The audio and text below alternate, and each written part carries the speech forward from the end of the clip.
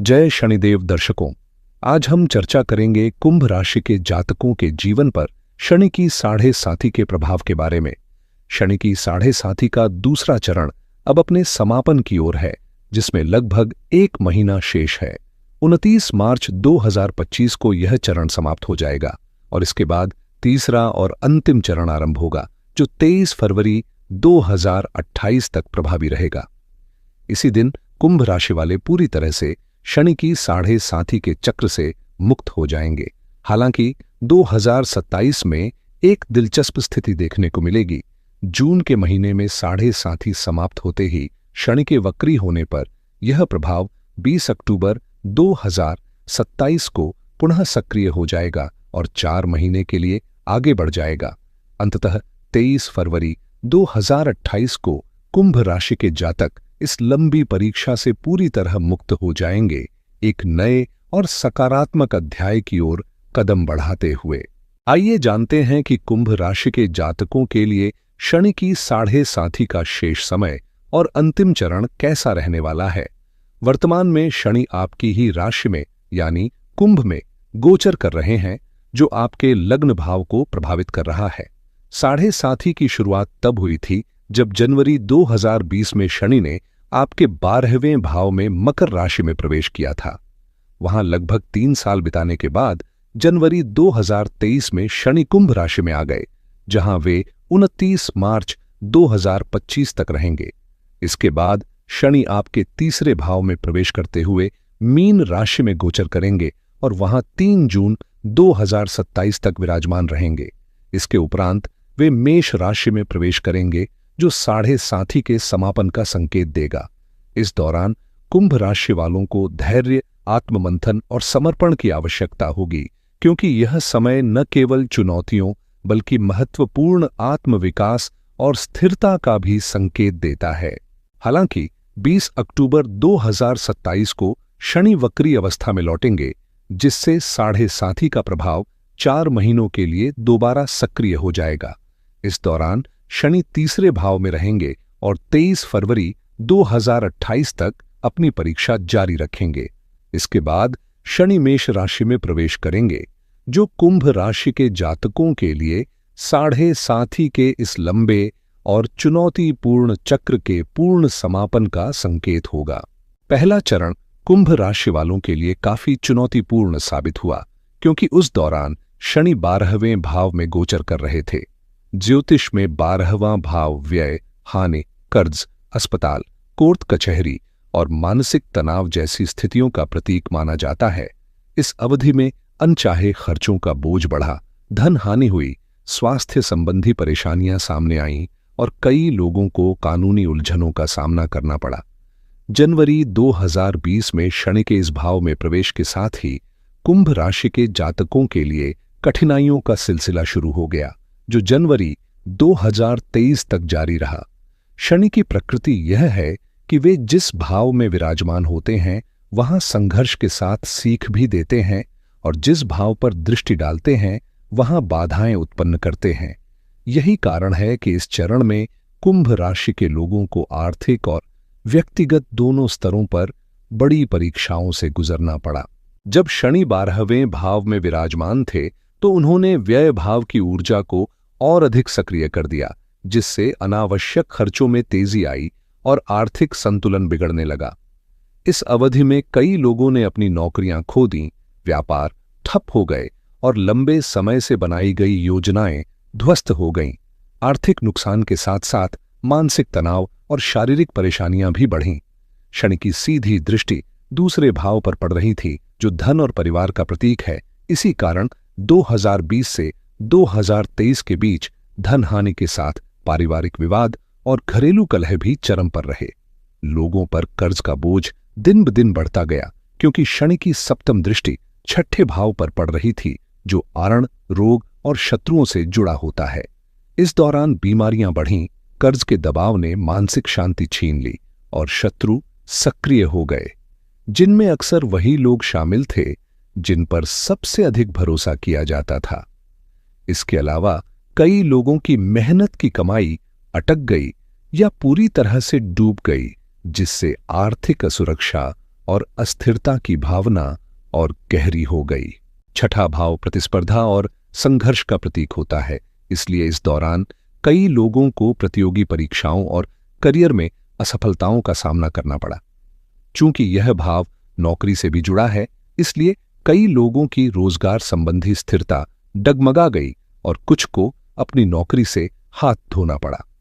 शनि की दशम दृष्टि भाग्य भाव पर पड़ रही थी, जिससे किस्मत का साथ नहीं मिला और मेहनत के बावजूद अपेक्षित परिणाम नहीं मिल सके। इस समय ने पारिवारिक संबंधों पर भी नकारात्मक असर डाला, जिससे घर में तनाव बढ़ा और विशेष रूप से पिता के साथ मनमुटाव की स्थितियां पैदा हुईं। शनि की साढ़े साथी का दूसरा चरण जनवरी 2023 में शुरू हुआ और यह 29 मार्च 2025 तक प्रभावी रहेगा। इस अवधि में शनि ने जहां कुछ राहत प्रदान की, वहीं उन्होंने कठिन परिश्रम और निरंतर संघर्ष की मांग भी की। किसी भी उपलब्धि के लिए दोगुनी मेहनत करनी पड़ी और मानसिक तनाव अक्सर बना रहा, जिससे स्वास्थ्य संबंधी समस्याएं भी सामने आईं। शनि की तीसरी दृष्टि तीसरे भाव पर पड़ रही है, जिसके परिणाम स्वरूप भाई बहनों के साथ मतभेद उभर आए। यात्राएं हुईं, लेकिन उनका कोई विशेष लाभ नहीं मिला और सफलता पाने के लिए अपेक्षा से कहीं अधिक संघर्ष करना पड़ा, जबकि परिणाम काफी सीमित रहे। वहीं सप्तम दृष्टि सप्तम भाव पर पड़ रही है, जो व्यापार, दांपत्य जीवन, साझेदारी और दैनिक आय से जुड़ा होता है। इस दौरान वैवाहिक संबंधों में तनाव देखा गया, व्यापारिक साझेदारियों में असहमति सामने आई और आर्थिक प्रवाह भी अस्थिर बना रहा, जिससे जीवन के कई पहलुओं में चुनौतियां बनी रहीं। शनि की दृष्टि के प्रभाव से दांपत्य जीवन में तनाव और मतभेद गहराते गए, जिससे पति पत्नी के बीच टकराव की स्थिति बनी रही। इस नकारात्मक ऊर्जा ने व्यापारिक माहौल को भी प्रभावित किया, जहां या तो कारोबार ठप हो गया या बहुत धीमी गति से आगे बढ़ा। दैनिक आय में गिरावट आई और साझेदारी में विश्वास कमजोर पड़ा। कई लोगों को धोखे का सामना भी करना पड़ा। शनि की दशम दृष्टि करियर भाव पर पड़ रही है, जो मार्च 2025 तक सक्रिय रहेगी।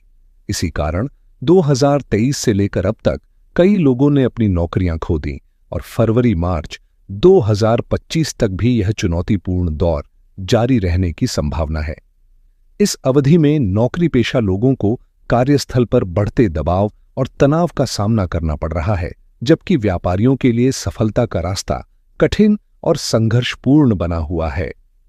चाहे आप किसी भी क्षेत्र में हों, पूरी मेहनत के बावजूद अपेक्षित परिणाम नहीं मिल रहे हैं और इसका मुख्य कारण शनि की यह सख्त दृष्टि ही है, जो हर प्रयास को परीक्षा की कसौटी पर परख रही है।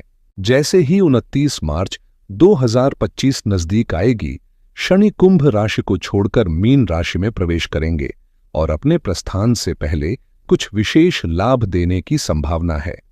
मार्च के अंतिम दिनों में कुंभ राशि के जातकों के लिए अप्रत्याशित अवसर सामने आ सकते हैं, जो जीवन के किसी भी क्षेत्र में बड़ी सफलता दिला सकते हैं। यह वह समय होगा जब शनि अपनी परीक्षा के बाद इनाम स्वरूप कुछ महत्वपूर्ण मौके प्रदान करेंगे।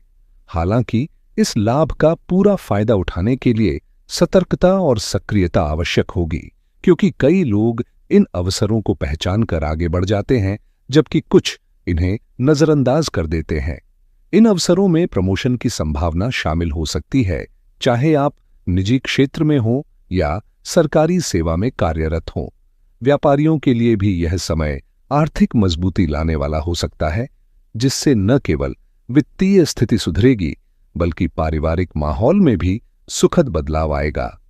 इसके साथ ही मानसिक तनाव कम होगा और आत्मविश्वास में वृद्धि होगी, जिससे आप अपने लक्ष्यों की ओर पहले से अधिक मजबूती के साथ कदम बढ़ा सकेंगे।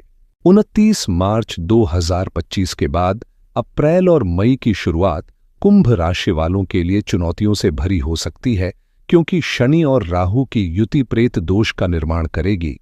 यह ग्रह स्थिति ज्योतिष में अशुभ मानी जाती है और जीवन के कई पहलुओं में बाधाएं उत्पन्न कर सकती है। विशेष रूप से 18 मई तक का यह 1.5 महीना सतर्कता की मांग करता है। इस दौरान ऊर्जा का स्तर गिर सकता है, आलस्य हावी हो सकता है और काम के प्रति रुचि कम हो सकती है।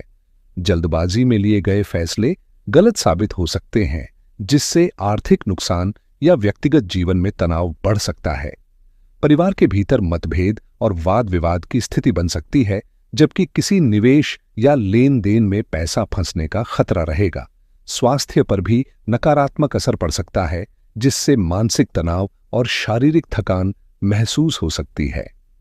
ऐसे समय में संयम, सूझबूझ और धैर्य के साथ आगे बढ़ना ही सबसे सुरक्षित राह होगी। जैसे ही राहु कुंभ राशि में प्रवेश कर लग्न भाव में स्थापित होंगे और शनि स्वतंत्र रूप से धन भाव में गोचर करेंगे, आपकी परेशानियों में धीरे धीरे कमी आनी शुरू हो जाएगी। मार्च के अंत से लेकर मई के मध्य तक का समय विशेष सावधानी की मांग करता है।